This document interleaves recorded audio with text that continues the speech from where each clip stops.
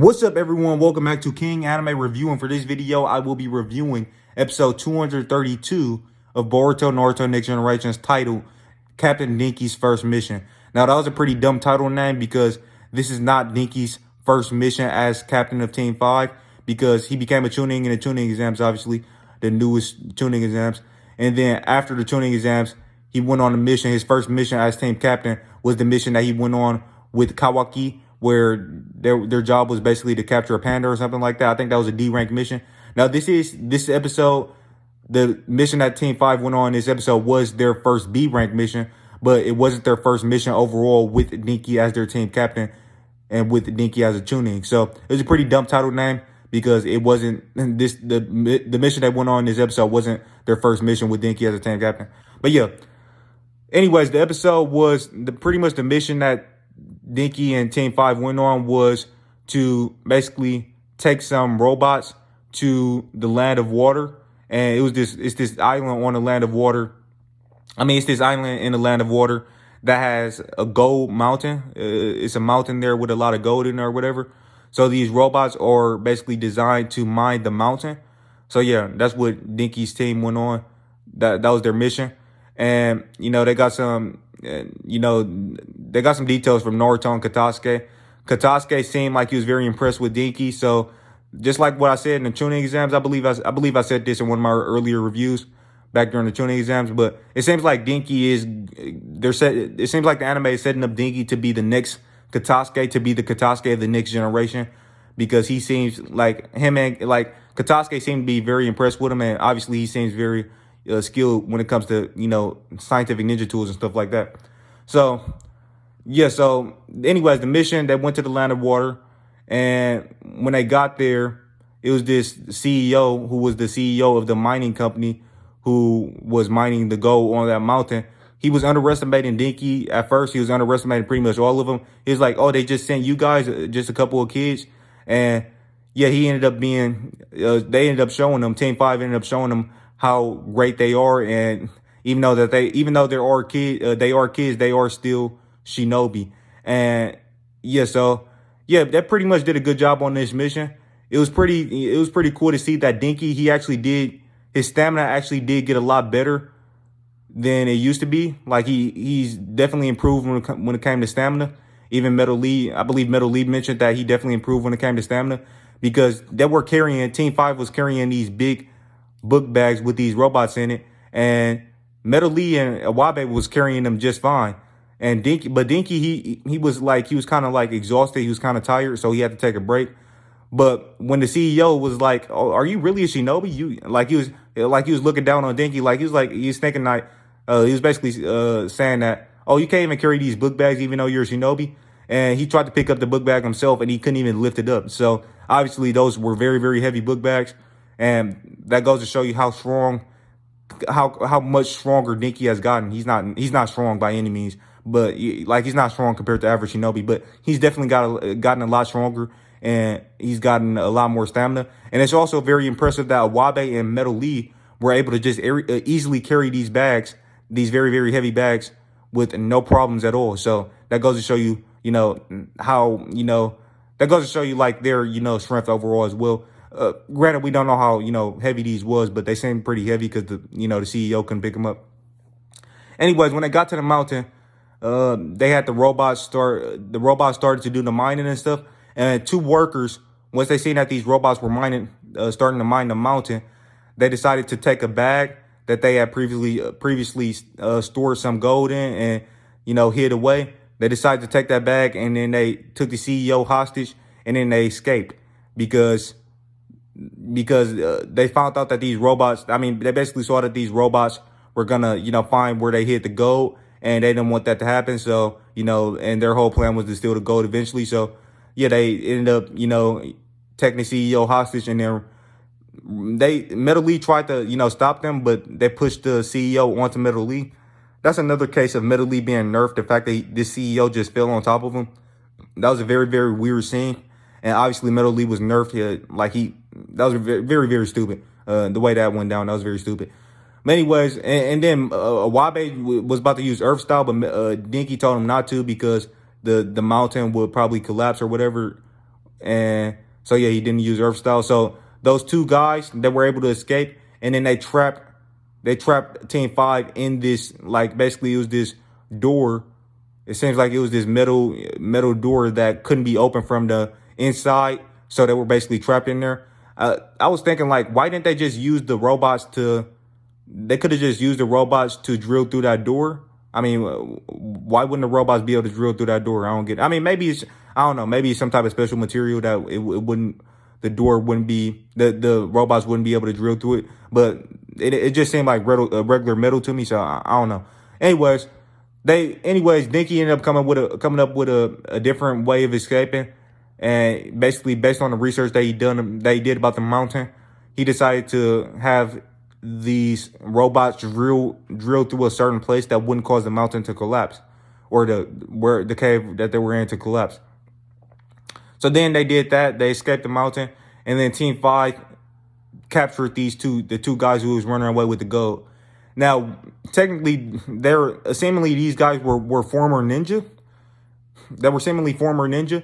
One of them used a water dragon jutsu, which Iwabe blocked with his Earth style mud wall. But yeah, other than that, and then Metal Lee did beat up then Metal Lee basically finished these guys off. So I mean, at least Metal Lee did something. I mean, he wasn't as nerfed in this episode as he was in that episode where Kawaki was on his team. Kawaki was, participating on his team.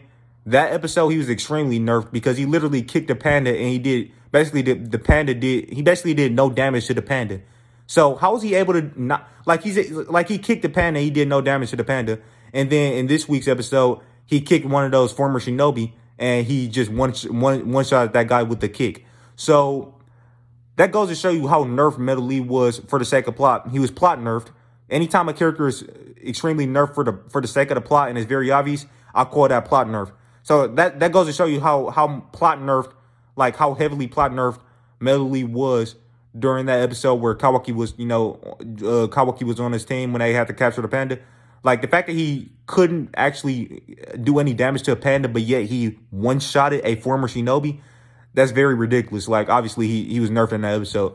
But anyways, in this episode he beat up those the two guys who were trying to escape. I thought that whole little, I thought it was kind of a missed opportunity because being that these guys were former shinobi, I thought that we could have seen them put up a little bit more of a fight. We need some more development with Metal Lee. We got Dinky has come a long way. He's gotten a lot stronger. We seen him use a new jutsu in the Chunin exams. We seen how much he's grown and how much stronger Dinky has gotten. But we haven't really seen that much progress with Metal Lee and Iwabe. And I thought that this episode was a very big missed opportunity for them to, show some progression and to show basically show Metal Lee and Iwabe strength increase, or we needed to see them improve in terms of strength, and maybe we're gonna get an episode like that down the line. But I thought that this was a missed opportunity. Being that these guys were former shinobi, we could have seen them use some stronger water style jutsu, and I wanted to see Metal Lee probably use one open the 8 inner gates. Like we need to see him use some new jutsu, and we need to see him get stronger, just like we seen with Dinky. And same is the case for Iwabe. We actually need to see some power progression with those two, because they've been pretty much, the anime has been showing some major favoritism towards Dinky on Team 5 in comparison to Metal Lee and Iwabe, and we need to see Metal Lee and Iwabe get some, strength progression. So, anyways, that's the case with that.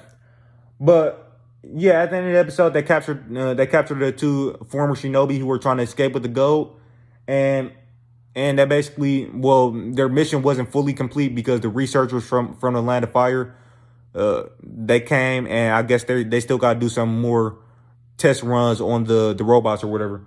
But anyways, they basically, their first B rank mission, not their first mission overall, but their first B rank mission was a success, and it was some decent stuff. It was a decent episode.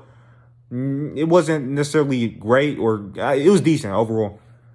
So yeah, that's what I gotta say about this week's episode. This past week's episode 232 of Boruto Naruto Next Generations. Now the preview for episode 233 is actually the best part of this episode. That was the best part of this episode because we actually seen Kawaki in the preview with his headband on. At first he had it around his forehead, but then he put it around his neck. And it's actually confirmed that, you know, this is the new Team 7. I think the episode is titled something like New Team 7 going on their first mission or something like that. Something about New Team 7. But yeah, Kawaki'S now added to the new Team 7. And yeah, he's officially part of the group now. He has his headband on. He's a ninja. And yeah, I can't wait to see that. And plus, we're getting into the new arc. We're going into the... I think this episode is pretty much the start of the new arc. Or, you know, next week's episode is definitely the start of it. But yeah, anyways, we're getting into the new arc, the new Hidden Mist Village arc. And based on the summaries that I read for this arc, this arc is definitely going to be more than three episodes. Because I've seen like summaries for the next 3 episodes, and it basically all of the episodes is revolving around the Hidden Mist Village and stuff like that. So it seems like this it seems like we're getting a second Hidden Mist Village arc in the Boruto anime, which is really, really cool. We're going to get to see Kagura in the anime again, and as well as Bunta, and yeah, some of the other, you know, some of the other characters who were in the Turbulent Field Trip, the previous, you know, Hidden Mist Village arc, the Turbulent Field Trip arc. So I seen some interesting stuff. And yeah, I'm really, really looking forward to next week's episode. And this whole arc, this new Hidden Mist Village arc, I'm really looking forward to it. And yes, Kawaki'S finally on Team 7.